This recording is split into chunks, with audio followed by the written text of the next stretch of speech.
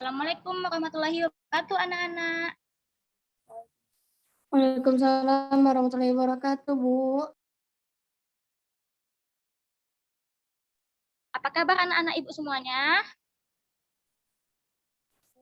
Baik, Bu. Alhamdulillah baik. Semangat ya dalam beraktivitas dan dalam belajar di kelas kali ini. Oh ya, jika ada sampah di bawah laci atau di dekat meja anak Ibu semuanya, tolong diambil ya. Dan sekali lagi kebersihannya.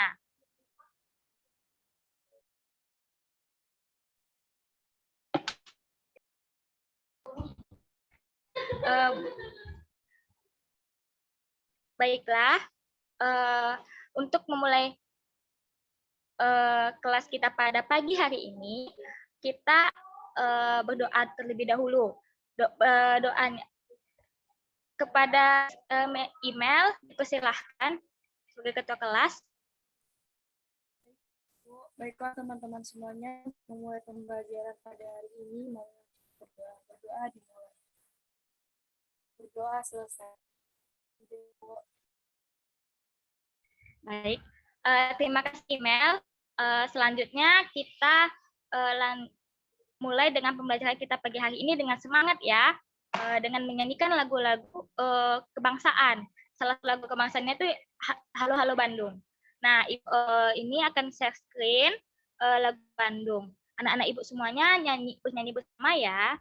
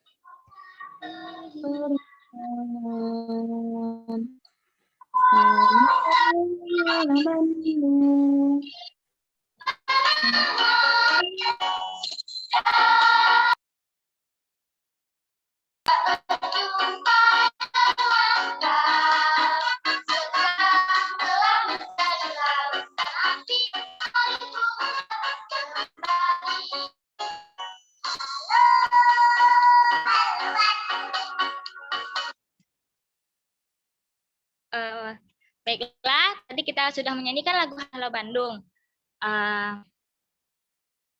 Sekarang kita akan, apakah anak-anak Ibu semua sudah bersemangat setelah menyanyikan lagu Halo Bandung? Semangat, Bu. Baik, sangat hebat ya anak-anak Ibu semuanya. Ibu sangat suka anak-anak yang bersemangat. Kita baiklah, lanjutkan saja pembelajaran kita pada pagi hari ini. Baik, pembelajaran kita pada pagi hari ini, ya, Ibu akan menyebutkan tujuan pembelajarannya. Apakah sudah nampak di screen Ibu? Sudah ya? Sudah, Bu. Baiklah, terima kasih. Baiklah, yang pertama itu tujuan pembelajaran. Setelah mengamati PowerPoint ataupun video pembelajaran nanti, siswa dapat menemukan informasi penting terkait teks non-fiksi Kapitan Patimura dengan tepat. Yang kedua, setelah membaca teks bacaan, siswa dapat menyimpulkan informasi penting terkait teks non-fiksi Kapitan Patimura dengan tepat. Yang ketiga, setelah penugasan dengan berkelompok, siswa dapat menunjukkan informasi penting yang ada pada teks Kapitan Patimura dengan tepat. Yang keempat, setelah siswa dan guru berdiskusi, siswa dapat mengaitkan nilai-nilai Pancasila dalam kehidupan sehari-hari dengan tepat. Yang kelima, setelah penugasan, siswa dapat membuat laporan makna nilai-nilai Pancasila dalam kehidupan sehari-hari dengan benar. Nah, itulah tujuan pembelajaran kita pada pagi hari ini. Untuk itu, kita mulai dengan kita lihat ya bahan ajarnya. Nah, di sini Ibu akan menjelaskan tentang teks non-fiksi. Yuk, kepada Devi dipersilakan untuk membaca apa itu teks non-fiksi dari layar yang Ibu share-scan ini. Baik, Bu. Tes non-fiksi. Tes non-fiksi merupakan suatu tulisan yang memuat informasi yang berdasarkan data, fakta, kejadian yang sebenarnya, dan memiliki bahasa yang mudah dimengerti. Contoh teks non-fiksi yaitu karya tulis ilmiah, esai, ensiklopedia, buku panduan, biografi, dan lainnya. Sudah, Bu. Wah, hebat ya, Devi. Terima kasih, Devi, sudah membacakan tentang pengertian teks non-fiksi. Yang dibacakan Devi itu benar ya, anak-anak Ibu semua. Nah, jadi Ibu ingin menjelaskan sedikit apa itu teks non-fiksi, yaitu ya sebuah tulisan yang memuat informasi penting yang berdasarkan data, fakta, ataupun kejadian yang sebenarnya, dan memiliki bahasa yang mudah dimengerti ataupun mudah dipahami. Contohnya itu seperti apa, anak-anak Ibu semuanya? Ada yang bisa jawab? Seperti siapa email bisa jawab email? Contoh teks non-fiksi itu seperti esai, Bu. Contohnya itu ya. Kita lanjut ya, anak-anak Ibu semua kayak sepertinya sudah paham itu apa itu teks non-fiksi. Nah, di sini Ibu tampilkan contoh-contoh dari teks non-fiksi, yaitu buku panduan. Nah, buku panduan ini didapat buku panduan penilaian untuk sekolah dasar atau SD. Nah, buku panduan itu siapa yang mau baca pengertian buku panduan itu apa? Email dipersilahkan, Mel. Ya, Mel. Panduan merupakan buku yang berisi tentang menyampaikan tata cara penggunaan maupun memperlakukan sesuatu. Penulisannya akan menjadi pedoman bagi pembaca untuk melakukan sesuatu. Sudah, Bu. Oh ya, baik. Pintar email. Udah betul. Nah, jadi yang kedua itu apa? Karya tulis ilmiah. Nah, karya tulis ilmiah itu merupakan karangan yang memaparkan pendapat ataupun hasil pengamatan, tinjauan, dan penelitian dalam bidang tertentu yang disusun menurut metode tertentu dan dengan sistematika penulisan dan isi kebenarannya dapat dipertanggungjawabkan. Contoh yang ketiga itu esai. Nah, esai itu merupakan sebuah karangan atau tulisan yang membahas suatu tema dari sudut pandang pribadi si penulis. Yang keempat itu biografi. Nah, biografi ini merupakan tulisan yang berisi perjalanan hidup seseorang, baik ditulis sendiri maupun ditulis oleh orang lain. Teks biografi ini dikenal juga dengan teks riwayat hidup seseorang. Nah, di sini Ibu akan menampilkan nih teks biografi seorang pahlawan Indonesia.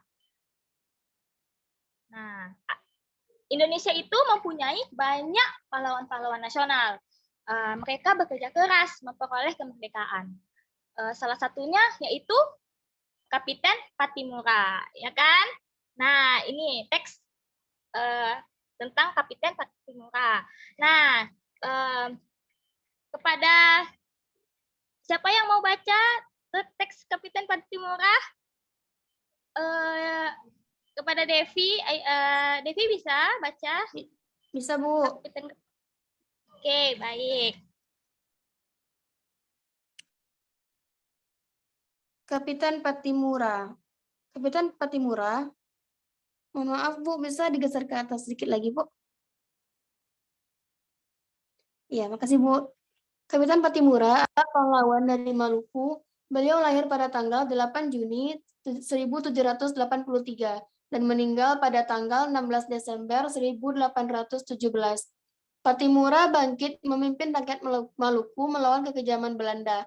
Pihak Belanda menguasai perdagangan rempah-rempah di seluruh Kepulauan Maluku.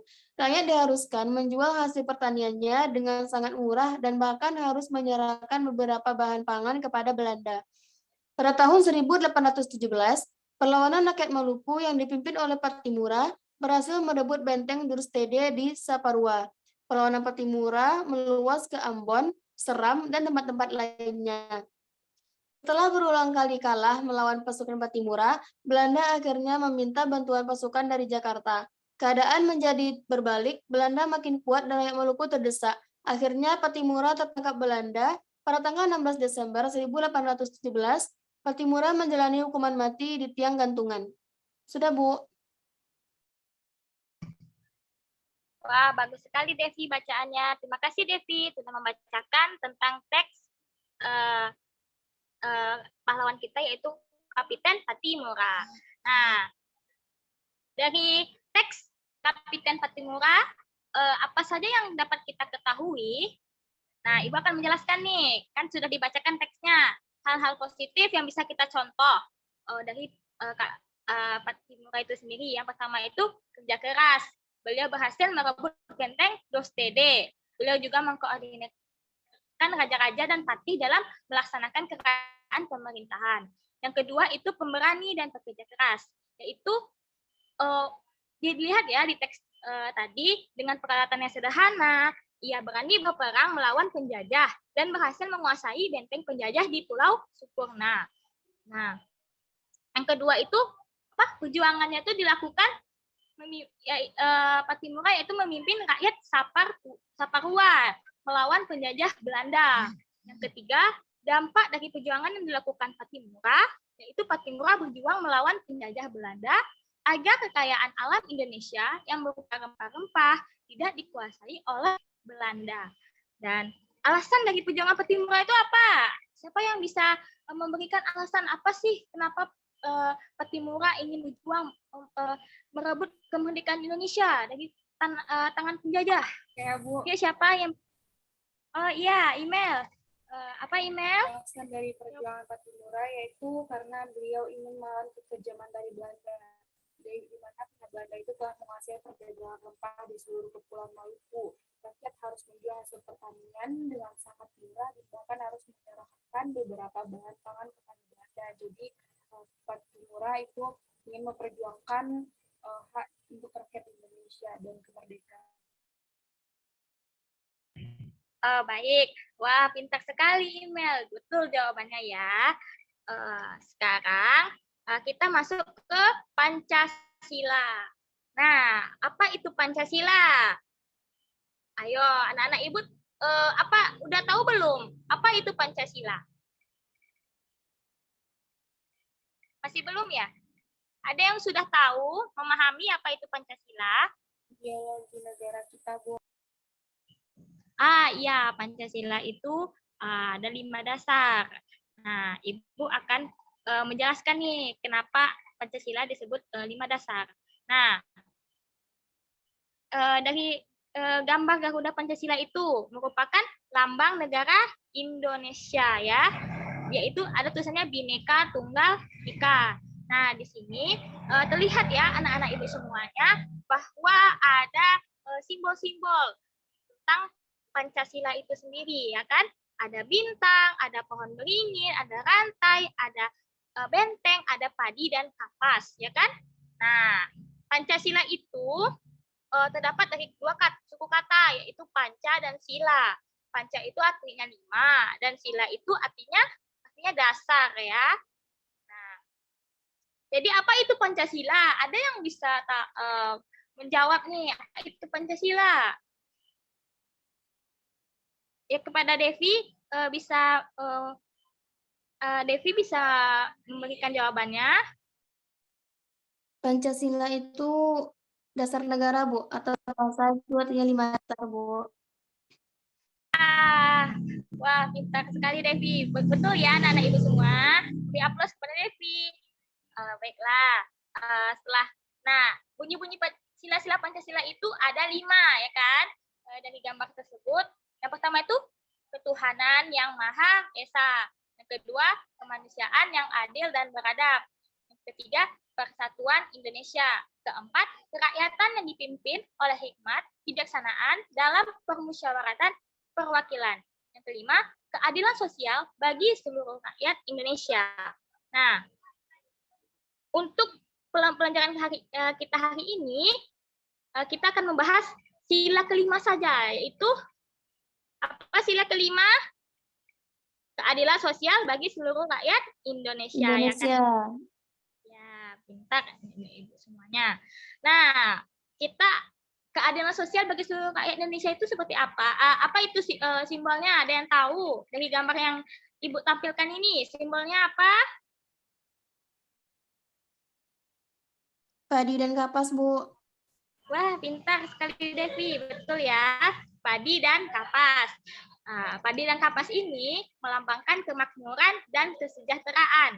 Simbol ini dijadikan sebagai dasar sila kelima. Padi dan kapas merupakan kebutuhan dasar setiap manusia, yakni padi melambangkan ketersediaan makanan, sedangkan kapas melambangkan ketersediaan pakaian. Ya kan? Anak-anak Ibu semuanya makan biasanya pakai apa? Biasanya Nasi, makan Bu. pagi itu iya, betul ya. Ya, Devi makan pakai nasi. Nasi itu terbuat dari nasi itu berasal dari mana? Padi, Bu. Dari pintar. Pintar ya, Nenek Ibu. Betul ya. Dan itu kan merupakan makanan pokok kita sebagai orang Indonesia. Makan nasi dari padi ya kan? Dan sedangkan untuk melambangkan ketersediaan pakaian itu kita menggunakan kapas ya kan anak-anak Ibu semua. Pakaian yang anak-anak Ibu semua pakai itu terbuat dari kapas. Nah, anak-anak Ibu ya kan? Nah, sekarang jadi setiap warga negara Indonesia itu berhak mendapatkan pangan dan sandang. Pangan itu kan kebutuhan pokok kita ya kan. Sandang itu berupa pakaian secara adil tanpa membeda-bedakan status ataupun sosial ataupun orang kaya ataupun orang miskin, orang yang sudah punya mobil atau nggak punya mobil ya kan. Nah, Indonesia itu tidak harus secara adil tuh tanpa membeda-bedakan ya kan. Nah, terpenuhinya pangan dan sandang itu merupakan syarat suatu negara dianggap sejahtera. Nah, di saat sekarang ini nih, apakah warga negara Indonesia itu udah dianggap sejahtera belum? Siapa yang mau jawab? Apa ada yang dilihat dari lingkungan anak-anak Ibu semuanya? Apakah sudah sejahtera? Ada yang udah dapat pangan dan sandangnya secara adil? Sudah Di dapat? tempat saya sudah, Bu. Nah, tempat Devi udah ya. Di tempat email gimana? Apakah sudah adil, sudah sejahtera warganya? Sudah, Bu. Sudah juga. Ya. Nah, kalau ada yang belum itu berarti ya negara Indonesia tuh belum dikatakan sejahtera. Berarti kalau artinya sudah berarti sudah sejahtera daerah anak-anak Ibu semuanya. Ya kan? Nah, sila kelima Pancasila itu kan berhubungan dengan perilaku kita dalam bersikap adil terhadap semua orang, ya kan? Nah, contohnya itu apa saja? Ada yang bisa menjawab? Apa saja contoh dari sikap yang mencerminkan sila kelima?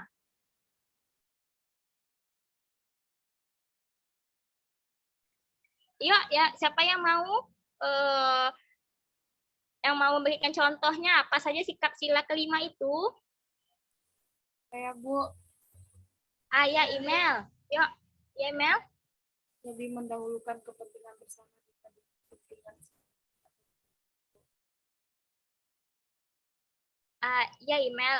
Oke. Nah, ada lagi yang mau memberikan contoh? Contoh sila kelima, apa saja sih perilaku yang mencerminkan sikap sila kelima itu?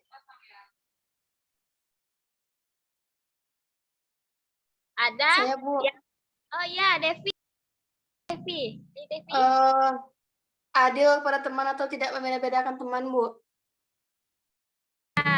Ya, betul ya. Betul sekali, Devi. Baiklah. Dan Ibu akan memberikan contoh lagi nih. Yang sudah disebutkan sama anak-anak Ibu semua itu sudah betul sekali. Bagus. Nah, contoh lainnya itu seperti menganggap warga Indonesia semua itu satu sederajat dengan bangsa lain, ataupun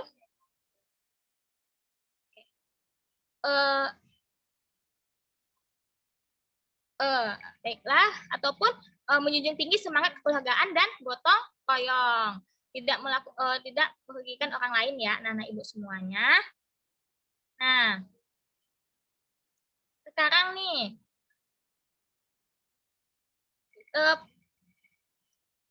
kita akan dari teks yang Kapitan Patimura itu apa saja hal yang dapat kita contoh? Apa saja yang sudah mencerminkan sila kelima dari Pancasila itu sendiri? Ada yang bisa menjawab?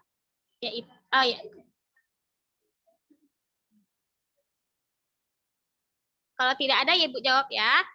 Jadi yang dapat kita simpulkan itu Kapitan Patimura telah bekerja keras melawan penjajah. Yang kedua itu menginginkan keadilan, ya kan? Keadilan sosial bagi seluruh rakyat Indonesia.